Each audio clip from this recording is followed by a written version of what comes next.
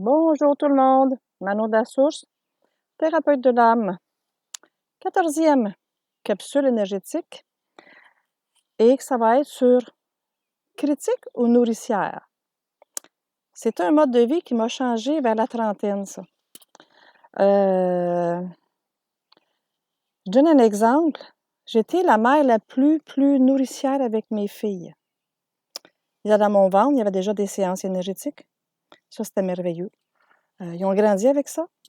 L'autre chose aussi, j'écoutais toujours leurs besoins d'âme. Je donne un exemple. La maman d'amour que j'étais, qui a fait son possible en tant qu'humaine, mettons, on allait au cinéma. Et je lui disais tout le temps, OK, toi, qu'est-ce que tu veux écouter qui va te faire du bien? Et toi, ma grande, qu'est-ce que tu veux écouter qui va te faire du bien? Parfait, on se rejoint à telle heure à la porte, puis on se voit tantôt. C'est encore comme ça aujourd'hui.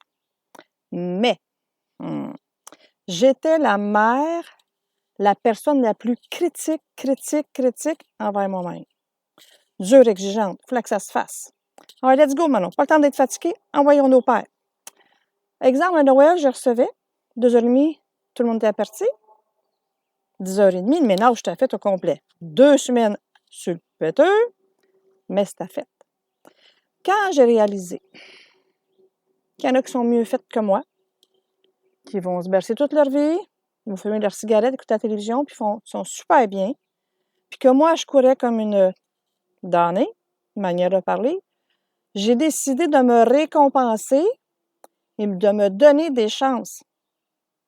Et je fais mon possible, pas la perfection. J'ai découvert que le perfectionnisme, c'est tout ou pas en tout. J'aime pas, je le fais pas, c'est noir ou c'est blanc. Toujours les extrémités. Quand je fais mon possible, c'est la voie du milieu. C'est plus doux, c'est plus léger, c'est moins lourd de moi. Donc, je fais toujours mon possible. Quand je donne des séances ou quand je fais une formation, à la fin de la journée, je dis, est-ce que j'ai fait mon possible? Oui. Je n'ai pas dit, est-ce que j'ai fait ma perfection? Parce que c'est sûr, il va toujours avoir quelque chose qui ne sera jamais correct, mais je connais personne qui est sur la terre qui est parfait, hein? Donc, on est des humains.